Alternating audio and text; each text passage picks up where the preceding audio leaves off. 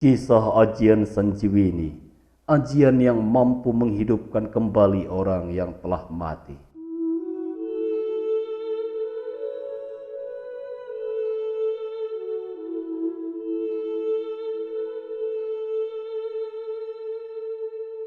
Dahulu kala, terjadi pertarungan yang sangat sengit antara dewata dan para raksasa. Mereka berebut menguasai ketiga dunia. Kedua belah pihak dipimpin tokoh yang masyhur. Pihak dewata dipimpin oleh Resi Brihaspati yang sangat terkenal karena pengetahuannya yang mendalam tentang kitab-kitab Weda. Sementara pihak raksasa dipimpin oleh Guru Sukrasarya yang arif bijaksana. Pihak raksasa memiliki keunggulan yang sangat luar biasa. Resi Sukra memiliki ilmu gaib Sanjiwini. Dengan Sanjiwini, ia dapat menghidupkan siapa saja yang telah mati. Dengan ilmu tersebut, para raksasa yang mati dalam perang dapat dihidupkan kembali. Demikian terjadi berkali-kali dan mereka kembali berperang melawan dewata. Akibatnya, pihak dewata selalu kalah melawan para raksasa dalam perang yang melelahkan dan berkepanjangan itu.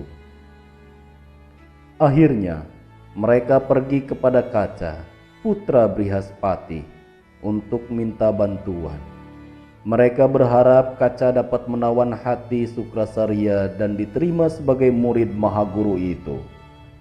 Dengan menjadi murid, dewata berharap Kaca dapat menguasai ilmu gaib Sanjiwini. Dan dengan demikian, menghindarkan pihak dewata dari kekalahan yang terus-menerus. Kaca menyanggupi permintaan para dewata itu. Kemudian, dia pergi menghadap Mahaguru Sukrasarya yang tinggal di istana Wrihasparwa, raja para raksasa. Di hadapan Mahaguru itu, ia memberikan salam hormat. Lalu, katanya, "Hamba cucu Resi Angiras dan anak Resi Brihaspati, hamba telah bersumpah untuk menjadi Brahmakarin dan ingin menuntut ilmu di bawah didikan yang mulia Mahaguru. Sesuai tradisi, seorang guru yang bijaksana tidak boleh menolak murid yang ingin berguru kepadanya. Oleh karena itu, Mahaguru Sukra berkata, 'Kaca, engkau berasal dari keturunan keluarga yang baik. Aku terima kau sebagai muridku. Aku menerimamu untuk menunjukkan rasa hormatku kepada ayahmu, Resi Brihaspati.' Demikianlah Kaca belajar selama bertahun-tahun pada Mahaguru Sukrasarya. Ia melakukan semua tugas yang diberikan gurunya dengan sungguh-sungguh. Mahaguru Sukrasarya hanya memiliki seorang anak, Dewayani. Kepada dialah Mahaguru mencurahkan kasih sayang.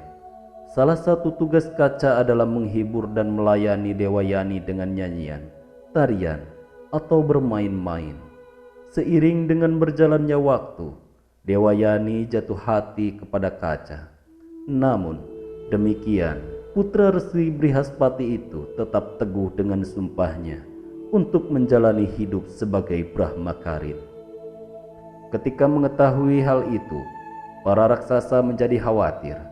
Mereka curiga Kaca hanya akan membujuk Mahaguru mereka untuk memberikan rahasia ilmu gaib Sanjiwini.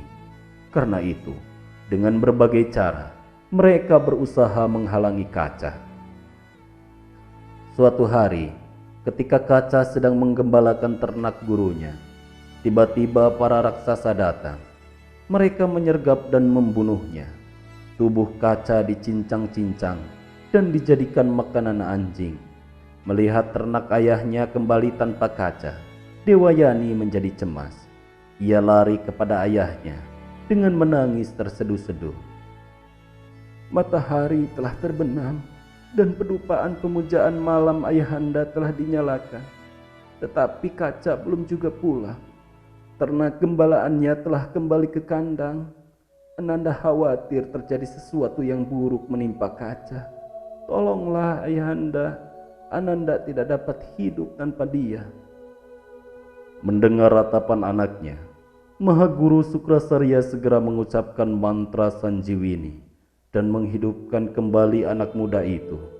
Seketika itu juga, Kaca hidup dan menghadap gurunya dengan tersenyum.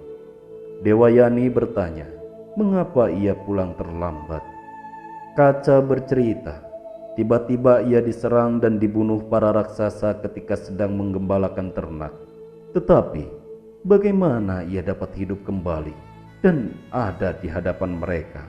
Ia tidak dapat menerangkannya.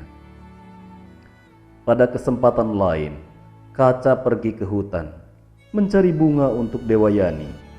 Sekali lagi, para raksasa menyergap dan membunuhnya. Ia dipukuli sampai hancur remuk dan mayatnya dibuang ke laut. Karena Kaca ditunggu-tunggu lama tidak muncul, seperti sebelumnya, Dewayani menghadap ayahnya. Mahaguru Sukrasarya sekali lagi menghidupkan Kaca dengan Sanjiwini dan menanyakan apa yang sebenarnya terjadi. Pada kesempatan yang ketiga, para raksasa membunuh Kaca. Dengan cerdik, mereka membakar mayat Kaca dan mencampurkan abunya ke dalam minuman anggur yang mereka persembahkan kepada Mahaguru Sukra. Sukra sama sekali tidak menaruh curiga. Sekali lagi, hewan ternak mereka pulang ke kandang tanpa gembalanya.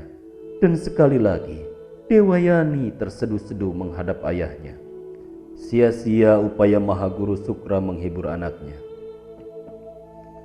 Meskipun aku sudah berulang kali menghidupkan Kaca, kata Sukra, tampaknya para raksasa sudah bertekad untuk membunuhnya. Anakku, kematian adalah hal biasa. Sungguh tidak pantas orang berjiwa besar sepertimu menangisi kematiannya. Jalanilah hidupmu yang dilimpahi berkah kemudahan, kecantikan, dan kemurahan hati dunia.